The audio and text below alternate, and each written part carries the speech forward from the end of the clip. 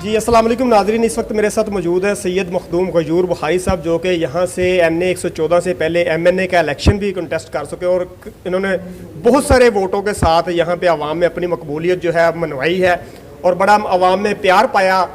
तो आज मेरे साथ वो मौजूद हैं। काफ़ी अरसा बाद उनको सियासत में मैंने बड़ा एक्टिव पाया। इनसे हम बात करते हैं कि मखदूम साहब, आप यहाँ पे आए हैं, लोगों का आपसे मिलना जुलना, बड़ी कसीर तादाद में आना जाना यहाँ पे मैं देख रहा हूँ।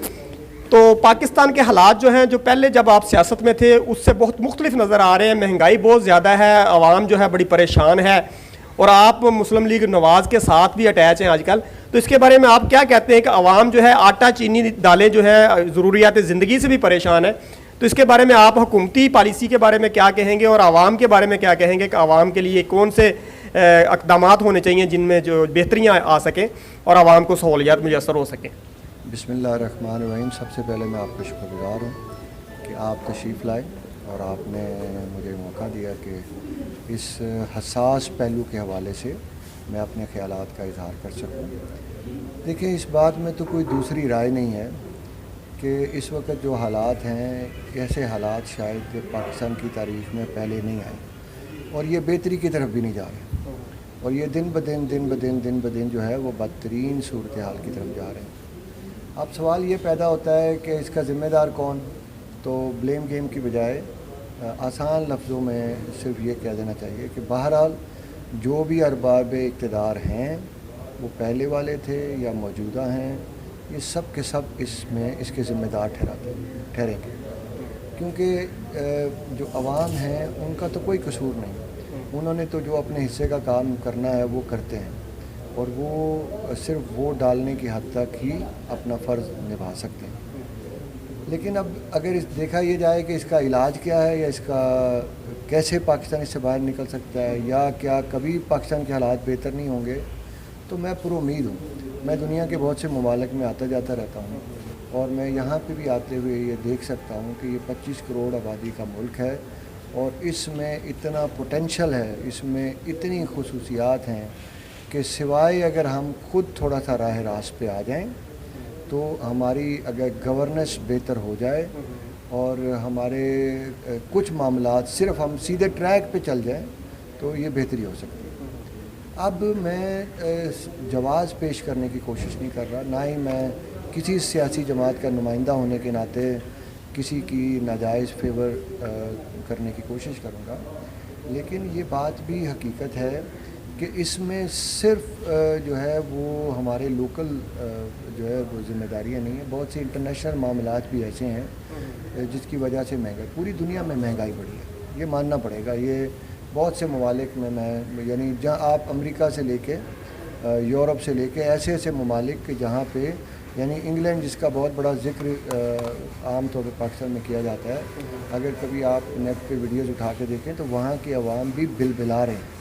लेकिन बहरहाल वहाँ की क्योंकि क़ुव्वत ख़रीद ज़्यादा है, वहाँ के एक आम आदमी को की आमदन जो है वो पाकिस्तान से ज़्यादा है, तो वो फिर भी कम से कम ज़िंदा तो रह सकते हैं। दूसरा यह है कि वहाँ की रियासत जो है वो कुछ चीज़ों के अंदर अपनी ज़िम्मेदारी निभाती है। हमारे यहाँ ये है कि महंगाई के साथ साथ रियासती इदारे भी जो है वो फ़ेल होते जा रहे हैं। इसका इलाज सिर्फ़ और सिर्फ सियासी अमल की बहाली है। जो पहला स्टेप कहा जाए, जो पहला स्टेप है वो ये है कि सियासी अमल की बहाली इसमें की जाए।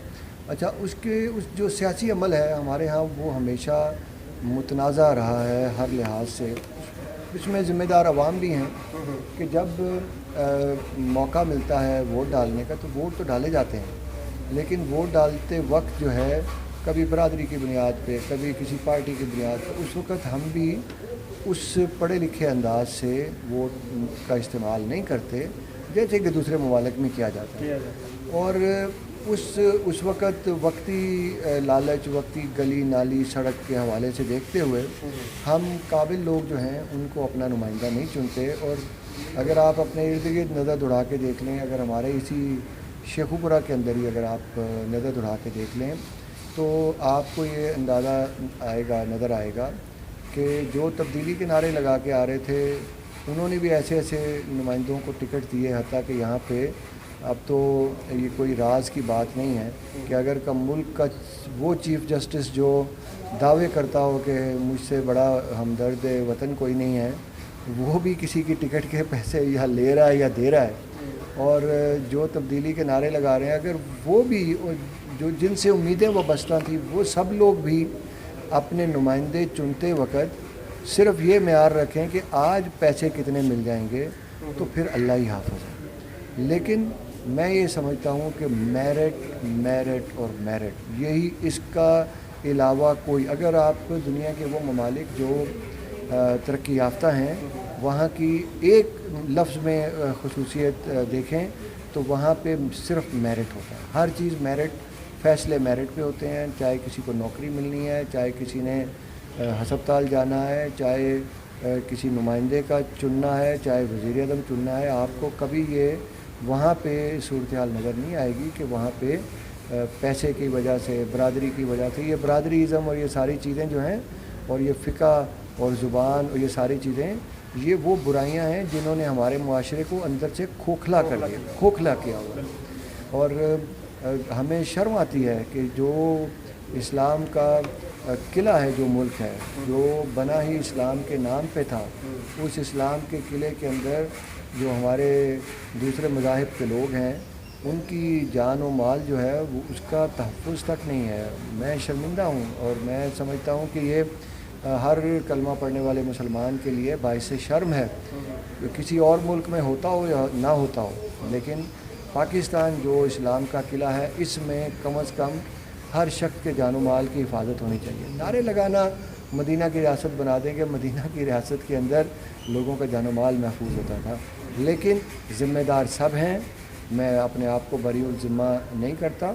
کسی بھی سیاسی پارٹی کا ورکر یا کسی بھی سیاسی پارٹی کا نمائندہ ہونے کے ناطے جتنی ذمہ داری مجھ پہ ہے اس پہ میں عوام سے معافی کا طلبگار ہوں کہ ہم سارے جتنے سیاستدان ہیں وہ سب کہیں نہ کہیں، لیکن میں پھر جو بھی میری آواز سن رہا ہے، جہاں تک میرا پیغام پہنچ رہا ہے، میں ان سے یہی کہوں گا کہ خدا را جب سیاسی عمل شروع ہو اس سیاسی عمل میں آنکھ کان کھول کے رکھیں، دل دماغ کھول کے فیصلہ کریں، اور خدا را برادری ازم کو، مذہب، فقہ اور زبان اور رنگ اور نسل کو چھوڑ کے صرف میرٹ کے اوپر، صرف اور صرف میرٹ، ایک جو معیار ہے، ہاتھ میں ترازو پکڑیں، اس ترازو کے اندر پکڑ کے اگر کوئی نمائندہ اس آپ کے معیار کے مطابق اترتا ہے اس کو دیں. کیسے ممکن ہے، سمجھ نہیں آتی مجھے لوگوں کی، عوام کی بھی بعض اوقات، کہ ایک نمازی بے نمازی کو ووٹ دے دیتا ہے، ایک شریف آدمی قاتل کو ووٹ دے دیتا ہے، ایک شریف آدمی ڈاکو کو ووٹ دے دیتا ہے، اور اس کے بعد اس سے توقع رکھتا ہے کہ وہ اس کے ملک کی تقدیر کو بدل دے گا. تو میں پھر ایک اور جملے کے ساتھ آپ کے اس سوال کا جواب کا اختتام کرتا ہوں کہ جو بیجا جاتا ہے وہی کاٹا جاتا ہے. آپ فتنہ بیجیں گے تو فتنہ کاٹیں گے، آپ برائی بیجیں گے برائی کاٹیں گے، نااہلیت بیجیں گے نااہلیت کو کاٹیں گے. اور اس کے بعد ہمارے مذہب میں، کلام اللہ میں، پروردگار کی طرف سے ہمیں یہ صاف بتا دیا گیا تھا کہ جیسی قوم ہوگی ویسا حکمران. جی ناظرین، آپ نے ان کی گفتگو سنی، بہت ہی پیاری باتیں انہوں نے کی، اور آخر میں انہوں نے جو بات کہی یہ 100% شور ہے کہ جیسی قوم ہوگی ویسے اس پہ حکمران مسلط کیے جائیں گے. یہ ہمارے اپنے عملوں کی سزا ہے جو کہ ہمیں بھگتنی پڑ رہی ہے. آج جو مہنگائی سے عوام پریشان ہے. اپنے میزبان میاں عتیق الرحمان کو اجازت دیجیے. اللہ حافظ.